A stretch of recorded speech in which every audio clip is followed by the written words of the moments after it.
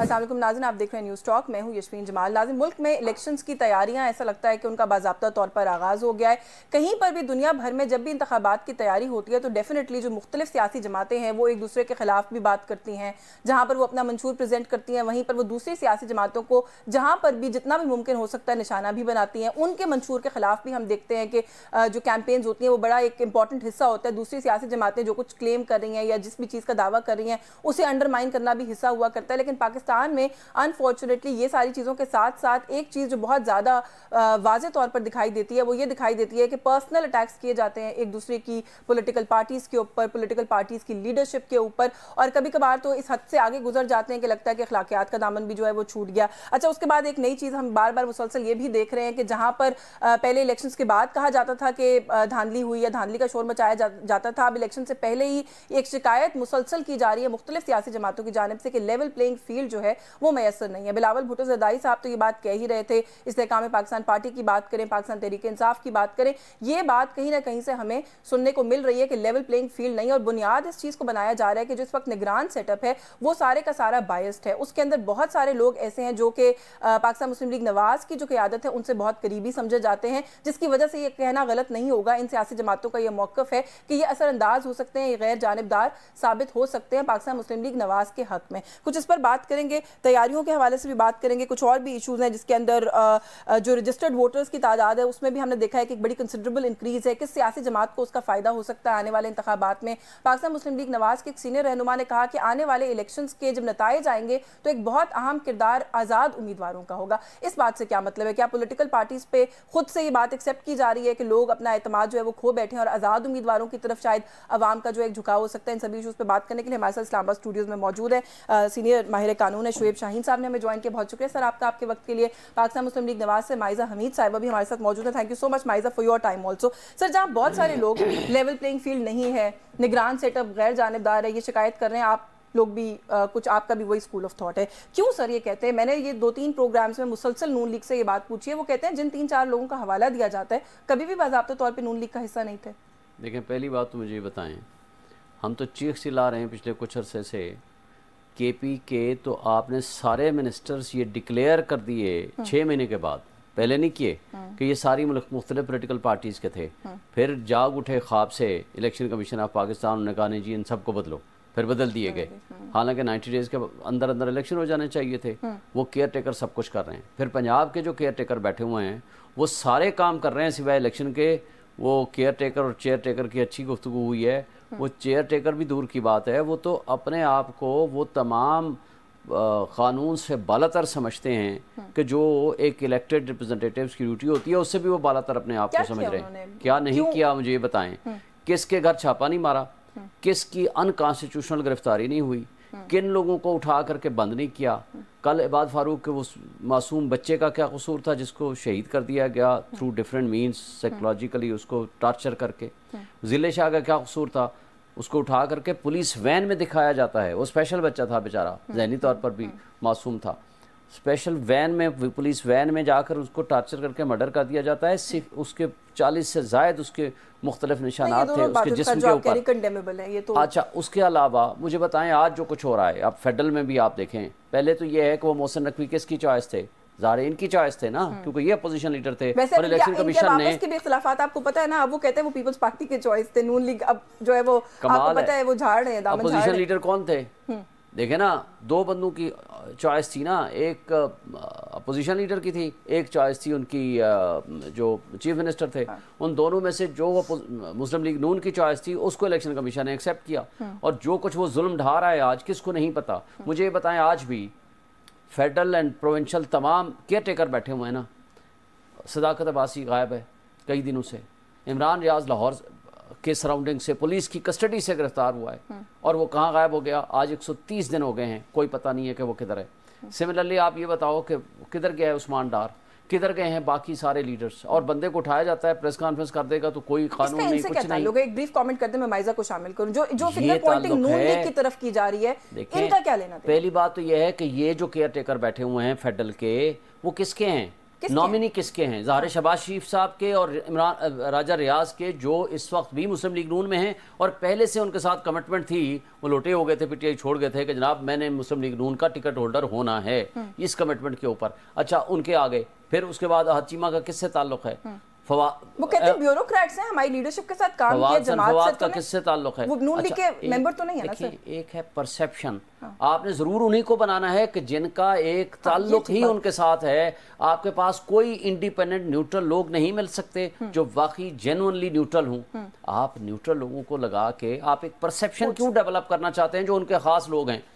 माइजा से मैं इस बारे में, क्योंकि ये जो आप बात करें ना, ये नुक्ता मुसलसल उठाया जा रहा है। माइजा, आपने भी सुना होगा कि जो केयर टेकर सेटअप है गैर जानिबदार है, आप लोगों के हक में गैर जानिबदार है। नून लीग की तरफ सारी जो उंगलियां वो उठाई जा रही हैं, वो कह रहे हैं जितने सारे लोग हैं ये जो नहीं, इनके हक में झुकाव है और इनके लिए सारा कुछ आपके हक में जानिबदार है। वो ये कहते हैं कि ये सारे लोग, इनकी परसेप्शन तो है ना कि ये आप लोगों की तरफ या आपके फेवरेट्स में से रहे हैं किसी जमाने में। ऐसे लोग क्यों हैं निगरान सेटअप का हिस्सा?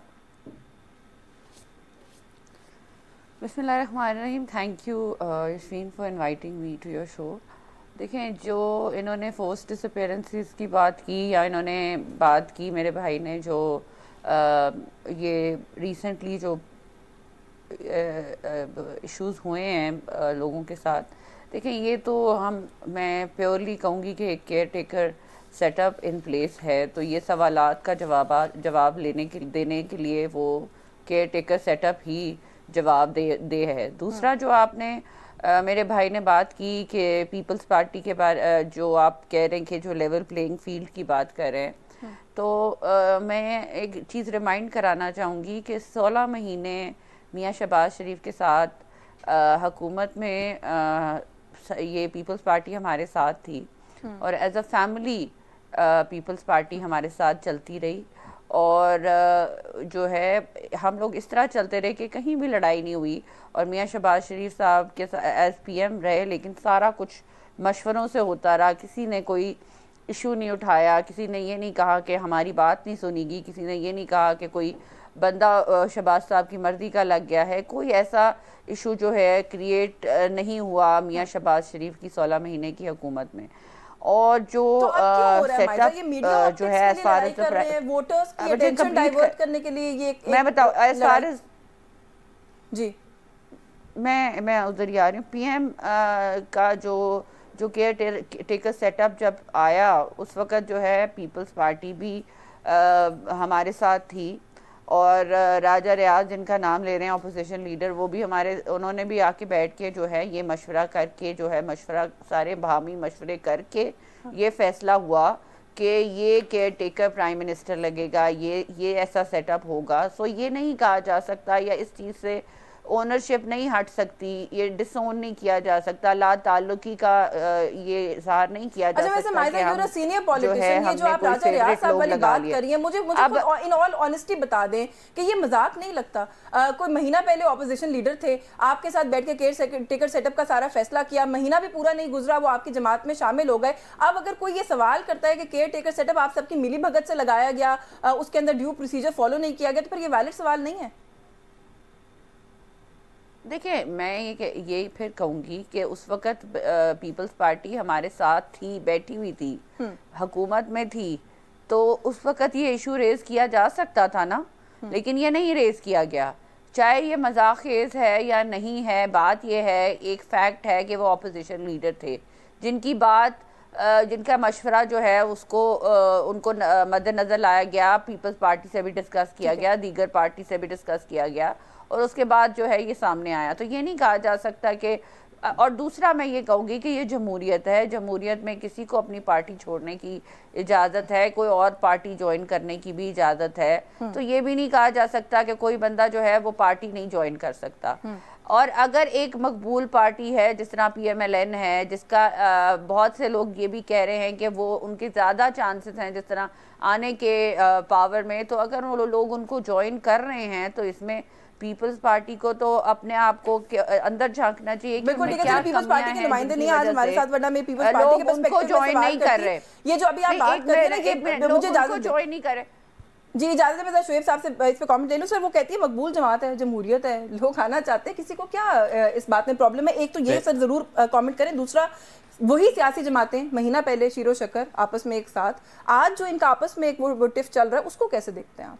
देखिए, पहली बात तो यह है कि जो जमहूरियत है, जमहूरियत में लोटाक्रेसी और हार्स ट्रेडिंग को सुप्रीम कोर्ट ने कैंसर डिक्लेयर किया है। अभी तो लोटाक्रेसी ना हुई ना, अब तो इलेक्शन से पहले वो जा रहे हैं, टिकट मांग रहे हैं। उससे पहले सिंध हाउस में बैठ के आप राजा रियाज का इंटरव्यू उठा लें कि जनाब हमारे साथ वादा है मुस्लिम लीग नून का कि हमने इनसे टिकट लेना है फ्यूचर का इलेक्शंस में, ये उनका उस वक्त का वादा है और इस कॉन्सेंट्रेशन पे हम यहाँ बैठे हैं। ये अलग बात है कि जो परसेप्शन डेवलप हुई कि जी पैसे लिए गए, लेन देन हुआ, शर्जील मेमन साहब कैसे आए, कहाँ से पैसों के लेन देन हुई, ये परसेप्शन है, मेरे पास कोई एविडेंस नहीं है। लेकिन जो स्टेटमेंट राजा रियाज ने खुद दी है वो तो उस वक्त एक्सेप्टेबल है ना, वो तो रिकॉर्ड पे है। अब आप बता दें इस कॉन्सिडरेशन पे भी कि कोई कहे कि मैं आपको फला बेनिफिट दूंगा, आप अपनी पार्टी छोड़ दो, क्या ये लोटाक्रेसी और हार्स ट्रेडिंग नहीं है? और दूसरी बात ये कि ये सारा कुछ जो ड्रामा रचाया गया जिस अंदाज से, पीपल्स पार्टी इनका हिस्सा थी और पीपल्स पार्टी ने सारे वो मफादात दिए, सीसीआई की मीटिंग में भी बैठ के वो सारा बारूदी सुरंग बिछा कर गए, वरना ये 60 डेज में इलेक्शन करा देते। ना इनकी नीयत थी इलेक्शन कराने की, ना उनकी नीयत थी। आज ये नूरा कुश्ती है। ये जो बिलावल को क्या तकलीफ है, बिलावल साहब को तकलीफ ये है कि वो जो लोटे लेकर गए हैं एस्टेब्लिशमेंट की मदद से, पीटीआई से निकाल के, उनकी ख्वाहिश थी कि आप धड़ाधड़ हमारे पास शामिल हो जाएंगे और बल्कि बाकायदा गुफ्तगू हो गई, बातचीत हो गई, प्रेस कॉन्फ्रेंस तैयार हो गई बलूचिस्तान में भी और पंजाब में भी।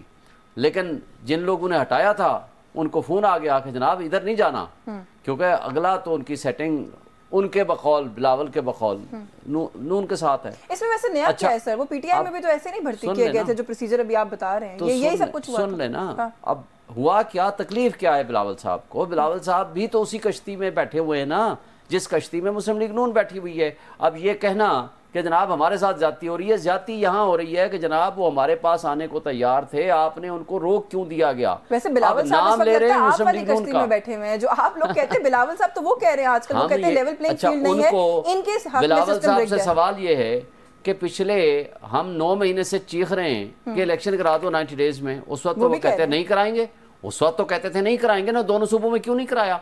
उस वक्त बैठ के रेजोल्यूशन पास कर रहे थे PMLN के साथ पार्लियामेंट में बैठ के। जब हम कराते थे आइन पे 90 डेज लिखा है, इसमें हर हाल में इलेक्शन कराओ। बिलावल साहब समेत सारी पीपल्स पार्टी मुस्लिम लीग नून कहती थी नहीं 90 डेज में इलेक्शन नहीं होगा तो क्या फर्क पड़ेगा। और इनके बकौल जो राजा रियाज अपोजिशन लीडर थे उसकी स्टेटमेंट है कि 10 साल भी इलेक्शन ना हो तो कोई फर्क नहीं पड़ेगा। अगर ये तर्ज अमल आइन के ऊपर अमल दरामद है, फिर जो कुछ होता रहा पीटीआई के साथ, जो जुल्म होता रहा, इस सारे जुल्म में सिर्फ मुस्लिम लीग नून तो सिर्फ अकेली नहीं थी, पीपल्स पार्टी अच्छी तरह शरीके कार थी। और वो शरीके जुर्म होना उस वक्त तो उसके लिए अच्छा था, आज उनके लिए बुरा हो गया। और फिर ये बयानिया सिर्फ डेवलप कर रहे हैं अपने आप को मजलूमियत का कार्ड शो करने के लिए। पहले कहा 90 डेज में इलेक्शन हो, जब जरदारी साहब ने कहा नहीं हमें नहीं चाहिए, अच्छा उससे इख्तलाफ करके कहते हैं अच्छा 120 दिन में करा लो, 140 दिन में करा लो, डेट दे दो। जरदारी साहब तो मेरे ख्याल है वो पार्टी में भी किसी की नहीं सुनते, बिलावल कहते हैं हमारे हाथ खोल दें, मत बांध दें। वो कि हाथ कहाँ बंधे हुए हैं? हाँ। इसलिए कि आप करप्शन में डूबे हुए हो, आपके करप्शन के केसेस खुल जाएंगे। एक आपको सिर्फ ट्रेलर दिखाया गया, मीडिया में सिर्फ दिखाया गया, बयानिया डेवलप कराया गया, सोशल मीडिया पे आया फलां के घर से पैसे निकले, हालांकि निकले या नहीं निकले ये अलग चैप्टर है, लेकिन सिर्फ एक मैसेज काफी था। भागे हुए आसिफ जरदारी आए, उन्होंने कहा जी कुछ नहीं है, जो इलेक्शन कमीशन डेट देगा हम काबिल कबूल है, हमें उस पर पूरा भरोसा है, जो कुछ आप कहते हैं हमें सब आपके ऊपर यकीन है। मुझे ब्रेक लेनी है, ब्रेक से वापस आके से बात करते हैं होगा क्या, क्योंकि खुर्शीद शाह साहब ये कहते हैं कि अगर तो बिलावल के हाथ खोल दिए गए वाकई में, तो फिर ये 90s और 80s की पॉलिटिक्स जो है वो दोबारा से एक दफा इस मुल्क में विटनेस की जाएगी। इसका क्या मतलब है, इस पर बात करते हैं इस ब्रेक के बाद। हमारे साथ रहिए।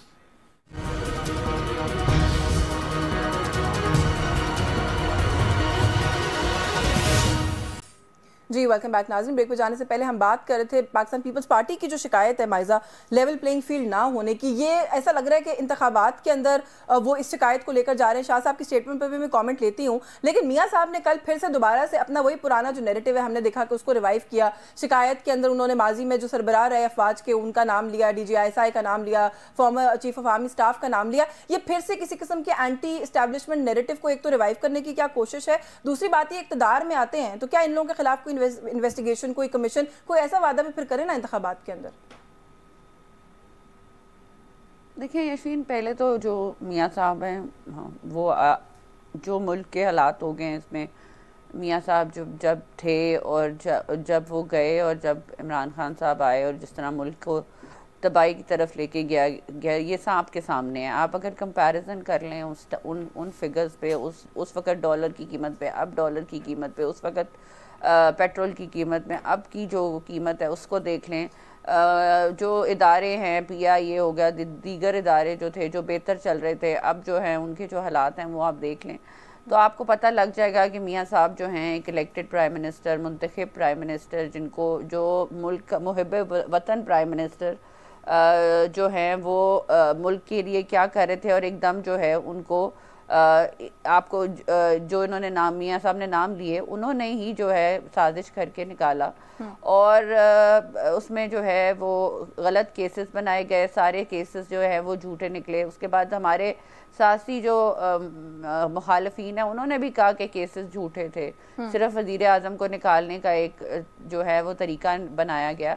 तो मैं ये समझती हूँ कि ये जो चीज़ें हैं उनको पिन पॉइंट करना ज़रूरी है, क्योंकि हिस्ट्री में भी अगर इन लोगों का नाम ना लिया जाए, इनका बताया ना जाए, तो फिर यही हम लोग वही जो है लेसन हम नहीं ड्रॉ करेंगे तो आगे जाके भी हमारे साथ वही होएगा जो हमारे साथ पहले अच्छा, नाम जरूर लें, बिल्कुल ठीक है, आपकी जमात का एक ग्रीवेंस है, आपकी लीडरशिप का एक ग्रीवेंस है, उसको जरूर अपने कारकुनान तक पहुंचाएं माइजा। लेकिन फिर भी सवाल ये करूंगी, आने वाले इलेक्शंस में आपका इंतखाबी नारा क्या है? 16 महीने की जो परफॉर्मेंस थी, वर्स्ट फूड इन्फ्लेशन, वर्स्ट महंगाई, डॉलर की सिचुएशन सामने, सोने की जो बेरोजगारी है उसकी सूरत हाल सामने, अब ऐसा लग रहा है कि और कुछ है नहीं, तो यहाँ से एक नैरेटिव जो है उसको ड्राइव करने की कोशिश की जा रही है।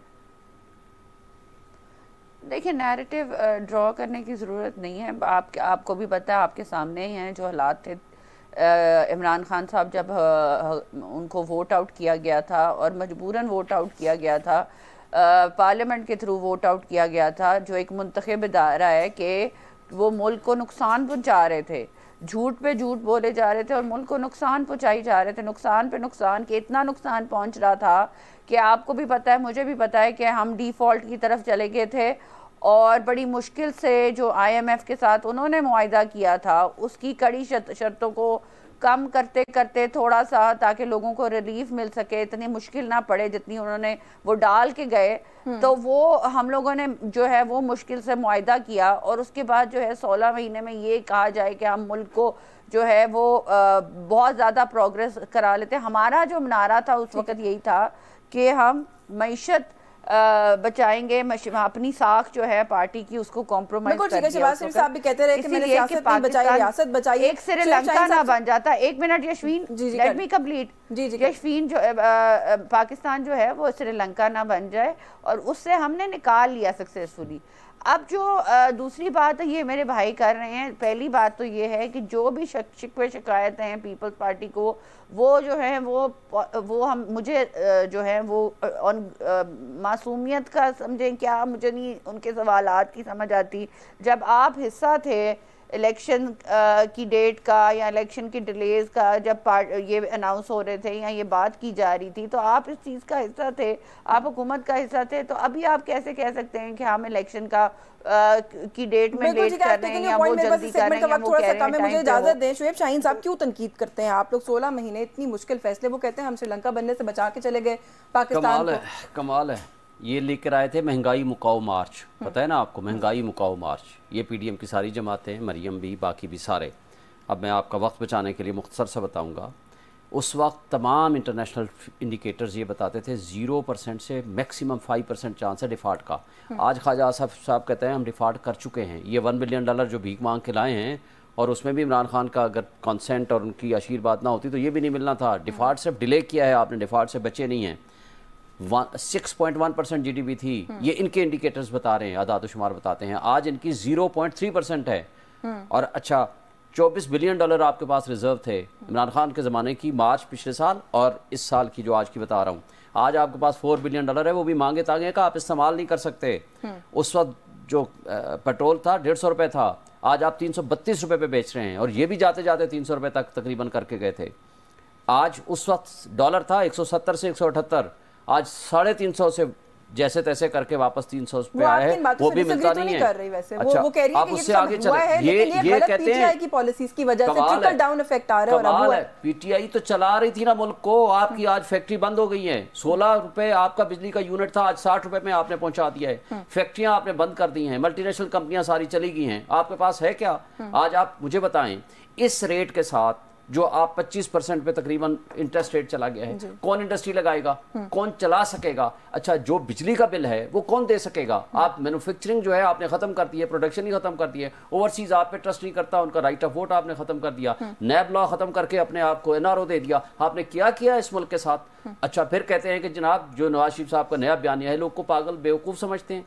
भाई 16 महीने में आपका शहबाज शरीफ जो कहता था एक फ्लाईओवर भी चीफ ऑफ आर्मी स्टाफ की इजाजत के बगैर और इनकी मदद के बगैर हम नहीं बना सकते, आपने वोट को इज्जत दो के नारे को बेच के आपने बूट को इज्जत दो का नारा उठा लिया, चापलूसी की उस हद को चले गए। इज्जत कैसे? वो नाम लेते हैं जनरल बाजवा का, जनरल फैज का, वो तो धड़ल्ले से लेते हैं। मुझे बताएं, कहते हैं ना हम उनका एहतसाब करेंगे, ये 16 महीने में एहतसाब कर लेते ना। एहतसाब की बजाय आप तो उनके नीचे लेटे हुए थे।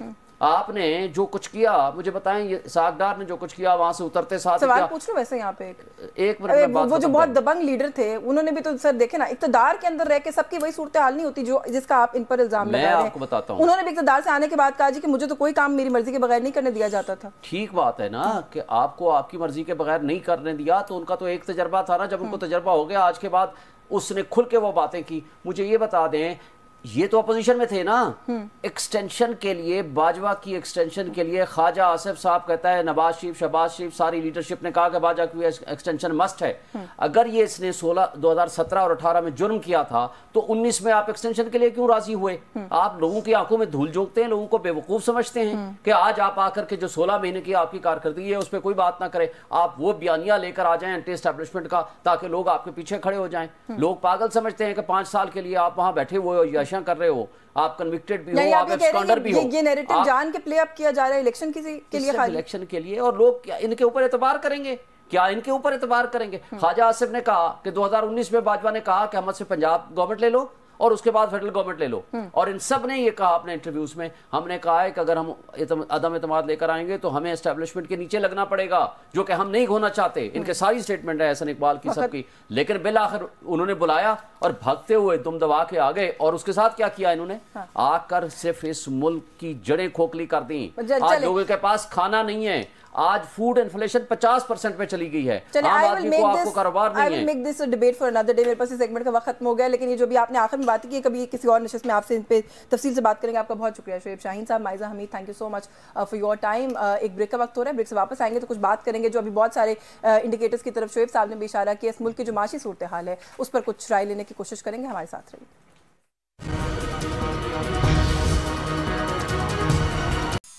जी वेलकम बैक नाज़रीन। ब्रेक पे जाने से पहले हमने जैसे कहा था कि बात करेंगे इस मुल्क के जो कुछ माशी मामलात हैं उसके हवाले से, जहाँ पर सियासी अदम इस्तेहकाम एक बहुत बड़ा कंसर्न है, एक चैलेंज है। मईशत जो है वो मेरा ख्याल है उससे ज़्यादा बड़ा चैलेंज है, और मुसलसल इस पर बात हो रही है कि किस तरीके से मईशत को सही ट्रैक पर लेके आया जा सकता है। इसी हवाले से बात करने के लिए हमारे साथ प्रोग्राम के इस हिस्से में मौजूद हैं माहिर मईशत हैं इशफाक तोला साहब ने हमें ज्वाइन किया। बहुत शुक्रिया सर आपका, थैंक यू सो मच। आप एयरपोर्ट से सीधा हमारे प्रोग्राम में तशरीफ लाए, thank you so much, you very kind sir. बहुत सारी चीज़ें हैं, लेकिन ADB की एक रिपोर्ट आज सुबह, उसके अंदर कुछ चीज़ें बड़ी पॉजिटिविटी की तरफ कि आहिस्ता आहिस्ता शायद इंशाल्लाह हम क्रॉल कर रहे हैं बेहतरी की तरफ, पॉजिटिविटी की तरफ। बट हैविंग सेड दैट, वो कहते हैं जी कि आपको greater fiscal discipline, market discipline, exchange rate के अंदर की मार्केट के अंदर डिसिप्लिन, रिफॉर्म्स, पॉलिसी रिफॉर्म्स, इन सब चीज़ों को इंश्योर करना पड़ेगा, तभी बात बनेगी। तो ये बात तो सर हम सबको पता है, we haven't even started working towards these things. तो फिर इस तरह की रिपोर्ट्स को लेकर सुबह से जो मैं खुशी देख रही हूँ मनाई जा रही है, वो सही है? बिस्मिल्लाहिर्रहमानिर्रहीम। एक अंग्रेजी में बड़ी अच्छी कहावत है, lowest of the ebb is turn of the tide. तो the lowest of the ebb was there and it is bound to be a turn of the tide. I hope so. Number 1।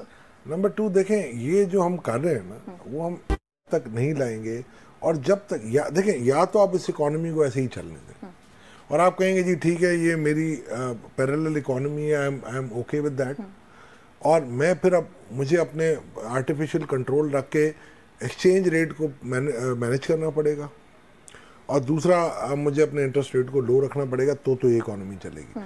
But अगर इन हालात में अगर मैं IMF की recipe को लेके चलता हूँ तो it is more than damaging for us. अब अगर मैं पॉलिसी बनाता हूँ, अगर मैं आपको छोटी सी मिसाल दे देता हूँ कि ये आपके डॉलर्स की सप्लाई का मसला आता है, तो ये क्या डिमांड सप्लाई पे है? आपकी ओपन मार्केट 5% है और आपकी इंटरबैंक 95% है।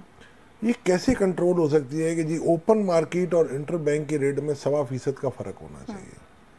अब 1.25% का मतलब है 5% जो है वो मेरी कंट्रोल करेगी 95% को। दुनिया के किस मुल्क में नहीं होता। और अगर आप करेंगे तो इसका नतीजा क्या होगा? अभी तो आपने एक्शन करके लोगों को करके आपने कर दिया, बट एज ए पॉलिसी अगर आप पॉलिसी नहीं बनाएंगे तो लॉन्ग टर्म तो ये सस्टेनेबल ही नहीं है आपके। अच्छा, कि जो अभी आपने क्योंकि डॉलर की तरफ इशारा किया, एक आम इंसान को समझाने के लिए जिसको बहुत ज़्यादा मईशत की सेंस नहीं है, डॉलर कैसे, रुपये कैसे तगड़ा हो रहा है डॉलर के अगेंस्ट, इस वक्त क्या साइंस है? वो कहते हैं जी इलेक्टेड गवर्नमेंट से नहीं हुआ, केयर टेकर गवर्नमेंट भी कोई खास इन्वॉल्व नहीं है मईशत के अंदर, डंडे से डॉलर कंट्रोल हो गया, हो जाती है मईशतें डंडों से कंट्रोल? जी होती है, लेकिन शॉर्ट टर्म होती है ना सर। मैं अब वही कह रहा हूँ, पॉलिसीज बनाएं। देखिए 2-3 तरीके हैं आपको अपने आप को ठीक करने के।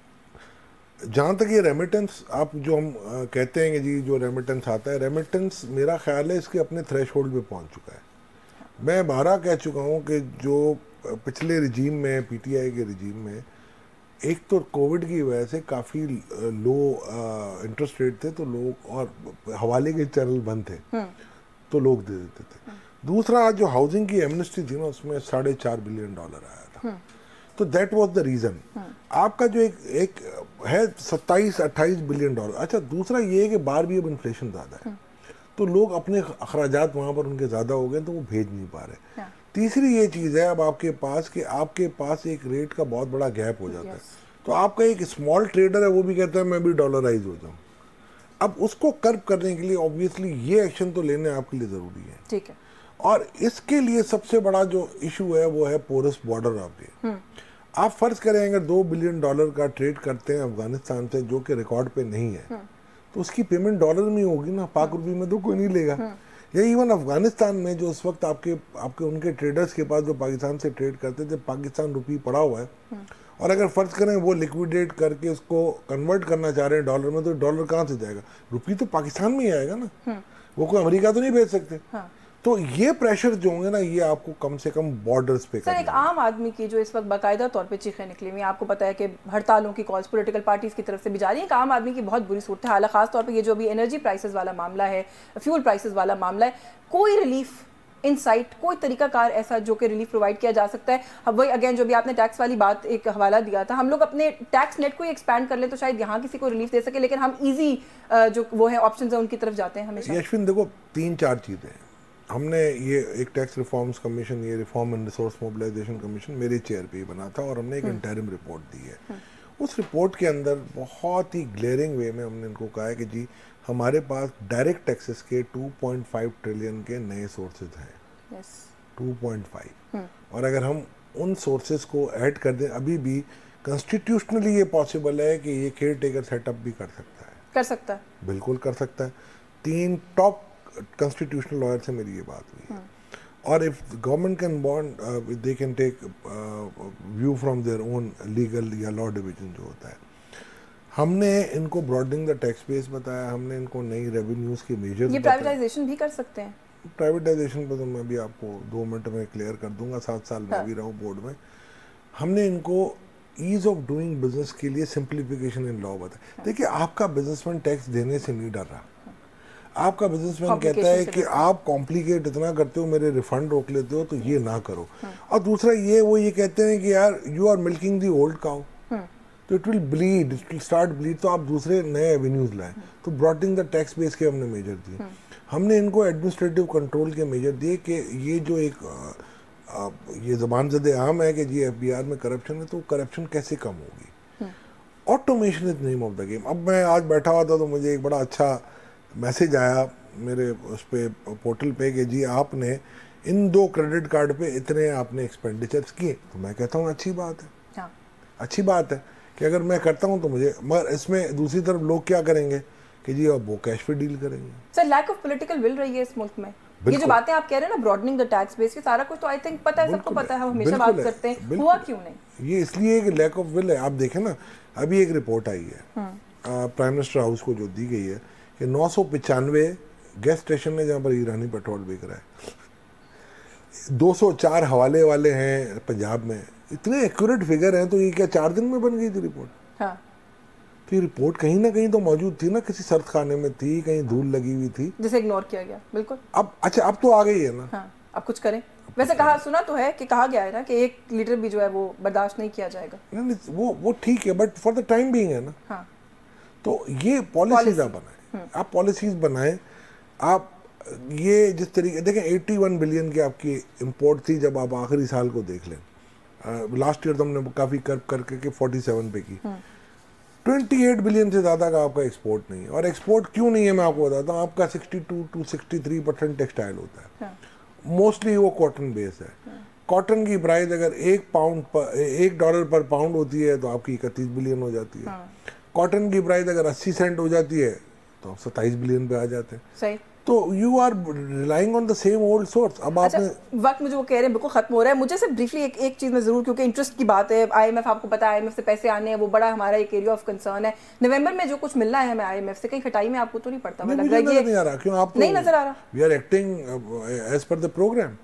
हमने कोई चीज डेविएट तो नहीं की। देखना शहबाज राना साहब की आज की रिपोर्ट है, वो कहते हैं $4.5 बिलियन एक्सटर्नल फाइनेंसिंग का शॉर्टफॉल आ रहा है, जिसकी वजह से हम IMF को शायद कन्विंस नहीं कर पाएंगे। देखें, राना साहब हमारे बड़े अच्छे दोस्त हैं, वो कन्विंस शायद ऐसी बात नहीं होती है। उन्होंने हमारे सारे रिव्यू करके 3 दिन 3 रातें चली हैं उनके साथ नेगोशिएशन, तो उनको सब पता है कि क्या शॉर्टफॉल थे और कैसे आए। दूसरी बात यह है कि अगर उधर पता भी होगा तो वी नीड टू अरेंज।